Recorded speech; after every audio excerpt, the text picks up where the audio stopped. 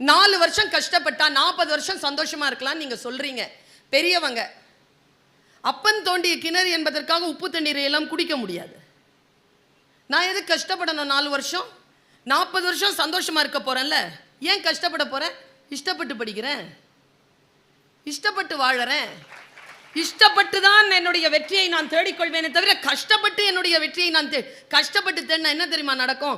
அடுத்த தலைமுறை எப்போ பார்த்தாலும் சொல்லி நோண்டிக்கிட்டே இருக்கணும். நான் எவ்வளோ கஷ்டப்பட்டு வளர்ந்தேன் தெரியுமா, நீ இப்படி சாதாரணமாக சொல்லிடுற, நான் எப்படி நீ இஷ்டப்பட்டு வள. வாழ்க்கை பல நேரங்களில் உனக்கு முன்னால் மிகப்பெரிய சவால்களை கொண்டு வந்து போடும் என் குழந்தைகள். வாழ்க்கையில் சில பேர் பேசுவதை கேள், யார் பேசுவதை என்பதனை முடிவு செய்.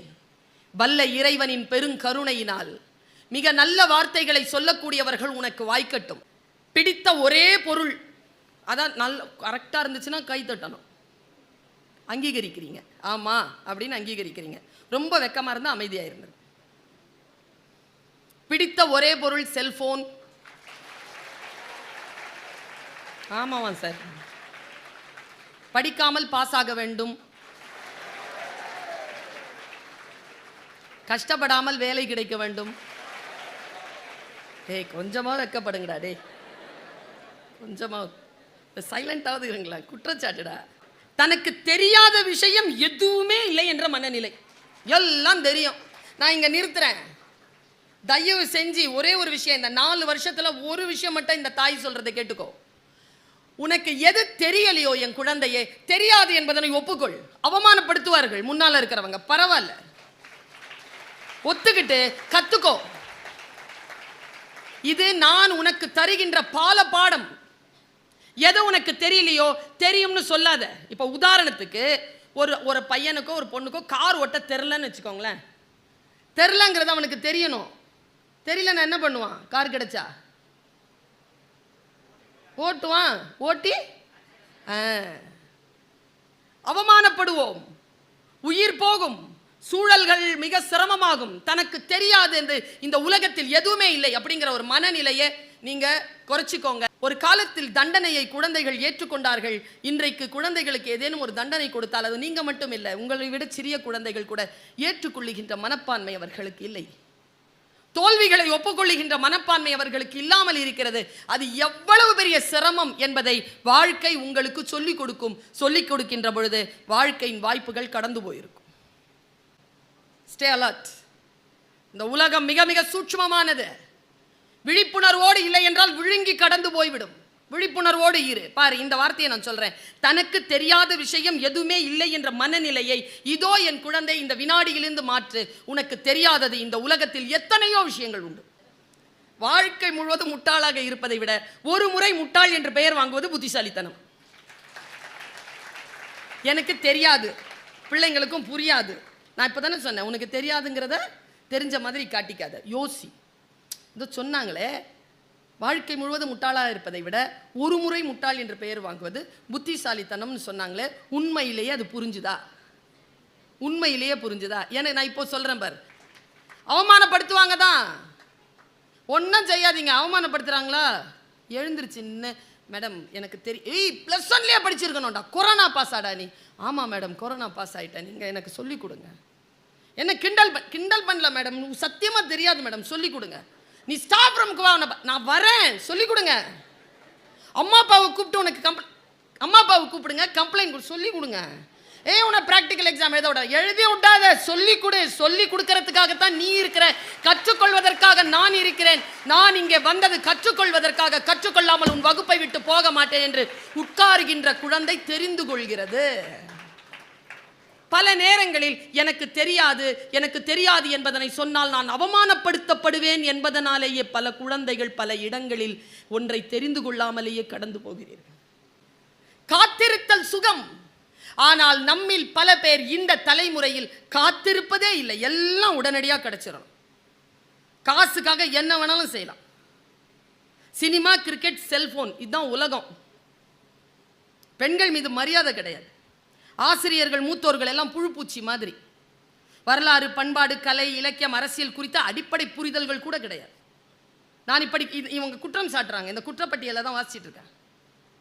நான் உங்களுக்கு யோசிக்கிறேன், 17 வயசு கடந்துருச்சு இல்ல, இப்ப 18 வயசு ஆன உடனே நீங்க ஓட்டு போடுற உரிமை உங்களுக்கு இருக்குல்ல. அவங்க எல்லாருக்கிட்டையும் நான் கேட்கிறேன், இந்த வயதில் உனக்கு என்ன அரசியல் புரிதல் இருக்கு? நீ எந்த கட்சியையும் சார்ந்து இருக்க வேண்டாம், ஒரு அரசியல் புரிதலோடு இரு. உனக்கே என்று ஒரு அரசியல் இருக்கிறது, அந்த அரசியலுக்குள் குதிக்க வேண்டிய அவசியம் இல்லை. ஆனால் அரசியலை பற்றிய தெளிவோடு இரு. டெய்லி பேப்பர் படி. உன் வயதிலிருந்து ஆரம்பிக்க வேண்டும். அப்பொழுதுதான் எங்கள் வயதில் ஏதேனும் ஒன்றை சாதிக்க முடியும். நான் பேசுவதற்கு உன் வயது இல்லை, உன்னை விட சிறிய வயதில் பேச்சை தொடங்கியவள். இவ்வளவு காலத்திற்கான என் பயணம் தான் இந்த பேச்சை தவிர ஜஸ்ட் தட்டுல வச்சு அப்படி லட்டு மாதிரி வராது. உனக்கு என்று அரசியல், உனக்கு என்று வரலாறு, உன் பண்பாடு, உன் இலக்கியம் குறித்த பேரறிவுக்குள், அதுதான் உலகத்தில் உன்னை வாழ வைக்கும். இன்னொன்னு ரொம்ப திட்டுப்பா, இது ஒரு பேங்க் செலான் கூட நிரப்ப தெரியாது. சரியா? ஒரு பேங்க் செலான் கூட நிரப்ப தெரியாது, ஒரு வரி கூட வாசிக்கிறது கிடையாது. தப்பில்லாமல் தமிழோ ஆங்கிலமோ எழுதவோ பேசவோ வராது. ஒரு விஷயத்தை கோர்வையா சொல்ல வராது. வீதியில் நின்று விஷம் குடித்துக் கொண்டிருந்தாலும் அதையும் செல்ஃபி எடுத்து போடும். பள்ளி சீருடையுடன் டாஸ்மார்க் போகிற அளவுக்கு தைரியம். சின்ன வயசுலேயே வாய் திறந்தாலே கெட்ட வார்த்தை. இதெல்லாம் நீங்க கைத்தட்ட முடியாதுப்பா. எதிலும் நிரந்தரமாக நிலை கொள்ளாத அலைப்பாயும் மனம். எதுலையுமே ஒரு இடத்த ஒன்று கத்துக்கிறதுக்கு போறல, முழுசா கத்துக்கிட்டு வாயேன். கிரிக்கெட் போறல, கிரிக்கெட்டை கத்துக்கோய. இல்ல ஹாக்கி தான், ஏன் அங்க போற? இல்ல இல்ல அது டென்னிஸ், ஏன் அங்க போற? ஒன்னு எது போறியோ அதுல முழுசா கத்துக்கோ. ஒரு இன்ஸ்ட்ருமெண்ட் எடுத்து இன்ஸ்ட்ருமெண்ட்டை ஃபுல்லா கத்துக்கோ. 4 வருஷம் இருக்கு உனக்கு. எதை எடுத்தாலும் அதில் நிரந்தரம் இல்லாத மனநிலை. உங்க அம்மா அப்பா ஏதாவது சொன்னாங்க, டீச்சர்னு கூட்டுவாங்களே, உங்க அம்மா அப்பா சொல்லுங்க, ஏன் பையனா அவனுக்கு பொய் சொல்லவே தெரியாதுங்க. தெரியும். ஐயோ அவன் இந்த தப்பெல்லாம் பண்ணியிருக்கவே பண்ணியிருப்பான். ஐயோ அந்த 4 பேரோடு சேர்ந்து தான் என் பிள்ளை கெட்டு போச்சு. அந்த 4 பேர்ல ஹெட்டே அவன் தான். பள்ளியில் படிக்கிற போது கூட அவர்கள் தங்களை முழுமையாக வெளிப்படுத்துவதில்லை. ஒரு விஷயம் இந்த தாய் சொல்லுகிறேன், என் குழந்தையை கேட்டுக்கொள். இந்த 4 ஆண்டுகள் தான் நீ யார் என்பதனை உனக்கு நீயே அடையாளம் கண்டு கொள்கின்ற வயது. இதை விட்டுட்டு வெளியில போயிட்டு நீ எந்த அடையாளத்தையும் தேடிவிட முடியாது. நீ யார் என்பதனை கண்டுபிடி. நான் ஒரு சவால் கொடுக்கிறேன் உனக்கு. கேம்பஸ் இருக்கு, நீ இந்த சிட்டிலேயே இல்ல தமிழ்நாட்டிலேயே தி பெஸ்ட் காலேஜ்ல படிச்சுட்டு இருக்கிற. A++ நாக்ல அவ்வளவு சீக்கிரமா வாங்கிட முடியாது. தர நிர்ணய குழுவினால் A++ என்ற தகுதி பெற்ற மிக தரமான ஒரு கல்லூரியில படிச்சுட்டு இருக்க. ஆனால் இந்த கல்லூரியில் படிப்பதற்கான சூழல் உனக்கு வாய்க்கின்ற பொழுது நீ அதை எப்படி கைக்கொள்கிறாய்? அந்த வாய்ப்புகளை எப்படி கைக்கொள்ள போகிறாய்? இவர்களுக்கும் இந்த தலைமுறைக்கும் நடுவில் மலையளவு வித்தியாசம். மேற் சொன்னவை ஏதோ ஆண் குழந்தைகளுக்கு மட்டும் இல்லை, பெண் குழந்தைகளுக்கும். காலம் காலமாக மூத்தோர் இளையோர் மீது வைத்திருக்கக்கூடிய குற்றச்சாட்டாக இதை எண்ணிவிடாதீர்கள். கடந்த 1000 ஆண்டுகளில் இப்படி ஒரு ரசனை இல்லாத, சுய சிந்தனையற்ற, சோம்பலும் அலட்சியமும் கொண்ட தலைமுறையை இந்த உலகம் காணவே இல்லை என்று முடிக்கிறான் அவன். நான் இப்படி யோசித்து பார்க்கிறேன், இந்த குற்றச்சாட்டு நமக்கு வருவதற்கு என்ன காரணம்? நாம் எப்படி நம்மை வெளிப்படுத்தி இருக்கிறோம்? நான் ஒரு விஷயம் உங்களுக்கு சொல்லிட்டு போறேன் குழந்தைகளை. நம்முடைய வாழ்க்கை நமக்கு வாய்ப்புகளை தருகின்ற பொழுது அந்த வாய்ப்புகளை எப்படி பயன்படுத்தணும்? நான் ஒரு விஷயம் சொல்றேன். என் சின்ன வயசுல எங்க அப்பா கேட்பார், என் ஃப்ரெண்டை பார்த்து, உங்க அம்மா அப்பா என்னங்க பண்றாங்க கேட்பார். இன்னைக்கு என்னால் கேட்டுவிட முடியாது. ஏனென்றால் பல பிள்ளைகளுடைய தாய் தகப்பன் சேர்ந்து இல்லை. பல பிள்ளைகள் விவாகரத்து பெற்ற பெற்றோர்களுக்கு பிள்ளைகளாக இருக்கிறார்கள். சிங்கிள் பேரண்ட் சில்ட்ரன் நிறைய பேர் இருக்காங்க. தாய் இல்லாத பிள்ளைகள் நிறைய, தந்தையற்ற பிள்ளைகள் நிறைய. ஒருவேளை உங்களிடத்தில் தாயும் தந்தையும் இருவரும் இருந்தால் தயவு செய்து அவர்களுடைய இருப்பை முழுமையாக கொண்டாடி விடுங்கள். முழுமையாக அவர்களுடைய பேச்சை கேட்டு விடுங்கள். இது உங்களுக்கு காலம் தந்திருக்கக்கூடிய வாய்ப்பு. இந்த உலகத்திலேயே யார் அழகு தெரியுமா? நீ எந்த ஒரு ஆக்ட்ரஸ் பேரும் சொல்லிடாத. உன் அம்மா உன்னுடைய சின்ன பொண்ணு வயசு போட்டோ எடுத்துப்பார். அவ அவ அவ பேர் அழகிங்க. அவ அந்த அழகை விடவா? உன்னை போல் 17-18 வயதில் இருக்கின்ற பொழுது உன் தாயையும் தகப்பனையும் அந்த போட்டோல பார். அவர்கள் தான் பேரழகு. சாதாரணமாக இந்த அழகு குறித்த இந்த விஷயங்கள் இருக்குல்ல, இதை உதிர்த்துரு என் குழந்தைகளை. சில பேர் சொல்லுவாங்க சிவப்பு தான் அழகுன்னு. யார் சொன்னது? எனக்கு ரொம்ப ஆச்சரியங்க, அந்த அந்த ஸ்டேட்மெண்ட்டே ஆச்சரியங்க எனக்கு. சிவப்பு எப்படிங்க அழகாச்சு? சிவப்பு என்பது அழகல்ல, அது நிறம். ஆங்கிலம் என்பது அறிவல்ல, அது மொழி. இந்த கிளாரிட்டி இருக்கட்டும் உங்களுக்கு.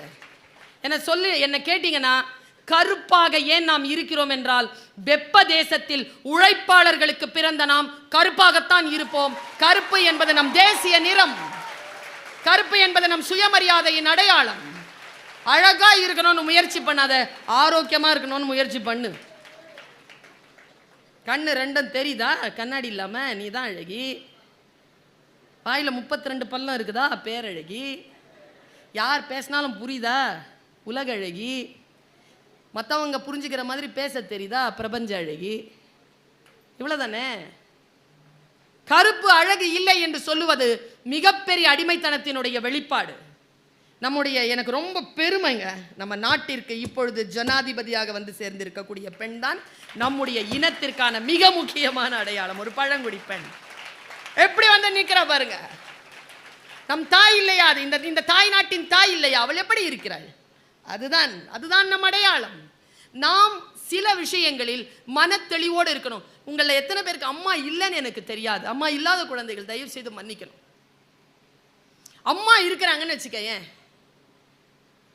அதிகமாக கோவம் வரும்போது அம்மாவுக்கு அழதான்ப்பா தெரியும். அம்மா அழுதுருவாப்பா. அவளுக்கு இருக்கிற ஒரே சிக்கல் என்ன தெரியுமா? அவள் சில காட்சிகளை பார்ப்பதற்கு அவளுடைய ஆன்மா நடுங்கும். அதை பாத்திரக்கூடாதுங்கிறதுனாலயே உன்னை போட்டு நச்சு. ஆனா நீங்கெல்லாம் இருக்கிறீங்களே, என் பையனும் இருக்கிறான், உங்க ரேஞ்சு தான். தாயை ஒருபோதும் என் குழந்தைகளே, நான் இதை ரொம்ப டெக்னிக்கலா சொல்றேன், இந்த உணர்ச்சி வசப்படுத்திலாம் சொல்லலை. என்னால் அழ வைக்க முடியும் உங்களை தாயினுடைய விஷயத்தை சொல்லி உங்களால் அப்படி அழ வச்சிட முடியும். எனக்கு அது நல்ல நோக்கம். நீ அதை புரிந்து கொள்ள வேண்டும், அவளை புரிந்து கொள்ள வேண்டும். ஜெயந்தா சொன்னான், எல்லா தெய்வங்களும் அந்த கருவறையில் இருக்கும், அந்த கருவறையே இந்த தெய்வத்திற்குள் இருக்கும். அம்மா சூப்பர் தெரியுமா?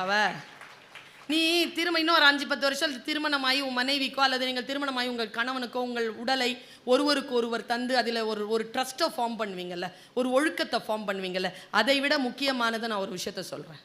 அந்த ஆண் பெண் ஒழுக்கத்தை விட முக்கியமான விஷயம் இந்த உடல் இருக்குல்ல, நீங்கள் வச்சுட்டு உட்காந்துருக்கிறீங்களே, அது உங்களுக்கு சொந்தமானதல்ல, உங்களுக்கு வரப்போகின்ற இணைக்கு சொந்தமானதல்ல, அது முழுமையான சொந்தம். உங்களை பெற்றெடுத்த அந்த தாய்க்கும் அந்த தந்தைக்கும் தான் இந்த உடல் சொந்தம்.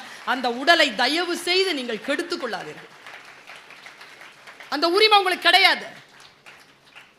இதை போதை வஸ்துக்களாலோ, இதை பொய்களாலோ, அல்லது நேரம் தவறிய உணவு, நேரம் தவறிய தூக்கத்தினாலோ, மனக்கவலைகளாலோ கெடுத்துக் கொள்வதற்கு உங்களுக்கு உரிமையே கிடையாது. இது உங்களுக்கு வழங்கப்பட்டிருக்கக்கூடிய ஒரு பொருள். Just feel that.